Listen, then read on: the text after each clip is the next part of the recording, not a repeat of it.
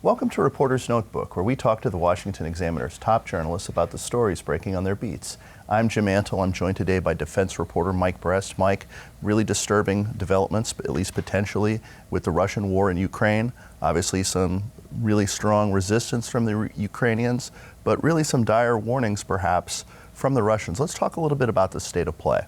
So what we've seen over the last couple of weeks is Ukraine has done a great job in their counteroffensives.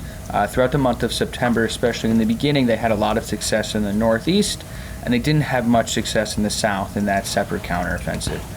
We've seen over the course of the last week a little bit more success that they've had in the south, now that they haven't punctured through the entire front lines, but they're making some progress there. Right. The big sort of X factor in this entire war, the underlying concern is nuclear weapons, is whether Russian President Vladimir Putin will take that drastic step to use a tactical nuclear weapon in Ukraine, and the fallout from that would be catastrophic. We've seen leaders from the U.S., from NATO, from various European countries all come out and express how concerned they are about the possibility. Now it's unclear how exactly or what's going on in President Putin's mind or in conversations in the Kremlin. But what we know from the Pentagon is that even up to today, they have not seen anything to show that they should change their nuclear posture. Now, that goes without saying that President Putin has been using this nuclear saber rattling since the war began almost 7 months ago. Right. So while the rhetoric has continued and maintained, and he's reiterated the threat of using nuclear weapons as recently as within the last couple of weeks, the U.S. maintains they haven't seen anything that would give them enough concern to change their nuclear posture. I mean, I think the only reason that people are taking these more recent threats more seriously than some of the saber rattling that happened earlier is just that there's a sense of desperation in Russia, because the conventional war really hasn't gone as well as they'd hoped. Absolutely. That is the big concern, is that as Ukraine continues these counteroffensives, it puts Putin in a darker corner, further back in that corner, and makes him consider maybe some options that he hadn't thought of before, such as using a nuke. Right. That being said, we've seen within the last couple of weeks, he signed a decree to bring up 300,000 reservists, which was also sort of one of these indicators that U.S. officials have pointed to as examples of how the war isn't going in their favor and that manpower really is an issue right now for them. Where this becomes a threat to the U.S. nuclear posture is that the Russians have the belief that they can launch a tactical nuclear weapon, pose no threat to the United States, whereas the U.S. defense posture has always been mutually assured destruction. So would the United States use its nuclear arsenal to deter nuclear weapon use by Russia if there's no actual threat to the destruction of the United States?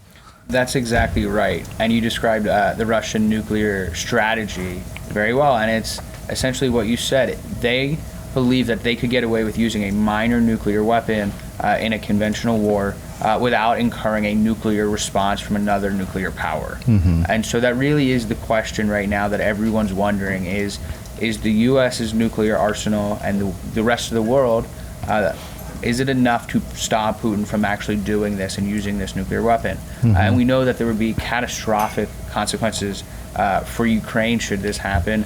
But even U.S. National Security Advisor Jake Sullivan used that phrase, catastrophic consequences, in discussing what would happen should Russia go down this route. What would happen to Russia? Yes, absolutely.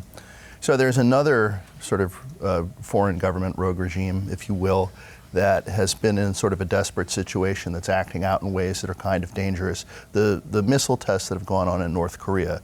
How has the United States and its allies responded, and what is sort of the state of play there? So we've seen within the last couple of weeks a pretty startling ramp up in North Korean missile launch tests. We've seen one almost every other day now. And so earlier this week they launched a specific missile test and this specific missile crossed over the tip of Japan in a way, or going over their territory for the first time in 5 years. And this was such a big deal that when it happened, Japanese officials sent out an alert to encourage citizens to shelter. So it really was a very jarring event, and as a result, the U.S., Japan, and South Korea all got together They conducted military operations in the neighboring seas to show a solidarity and support for these countries and to condemn North Korea's actions. And those tests have gone on for a couple days now.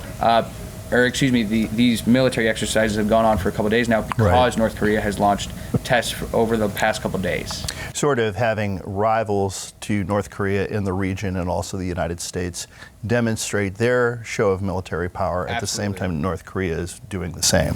Absolutely. And so we've seen throughout the course of this entire year, Kim Jong-un really flaunts the U.S. and United Nations rules in pushing ahead with these missile tests. They've now done as many as 40 of them this year alone.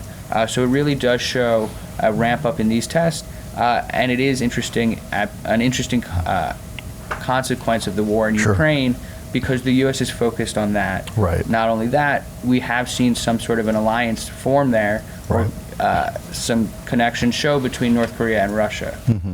So sort of the whole axis of evil concept may actually be coming together this time.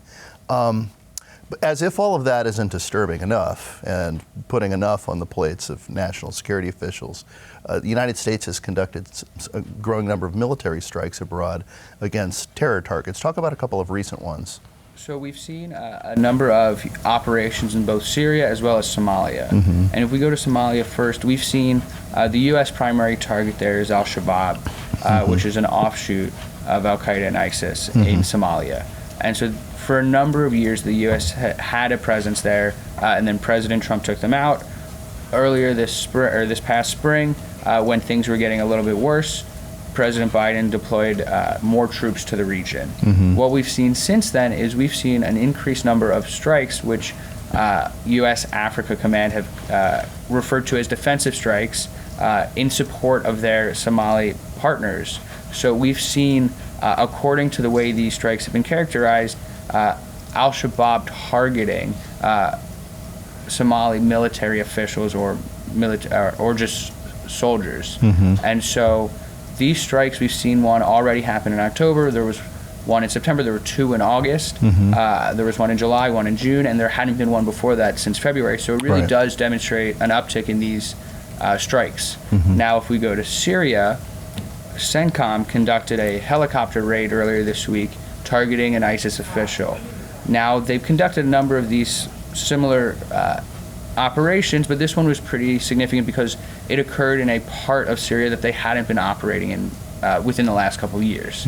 But a couple weeks ago, we saw that the SDF, or the Syrian Democratic Forces, the U.S. allies there on the ground, went into a refugee camp, the Al-Hol camp, which is one of the largest refugee camps in the world, and arrested a terror network within it, which we've seen a number of U.S. officials warn about. So that really was a stark warning of what could come.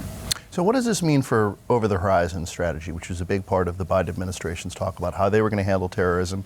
Because these aren't places where we have a military presence to the degree that we once did in Afghanistan and that we did for many years in Iraq.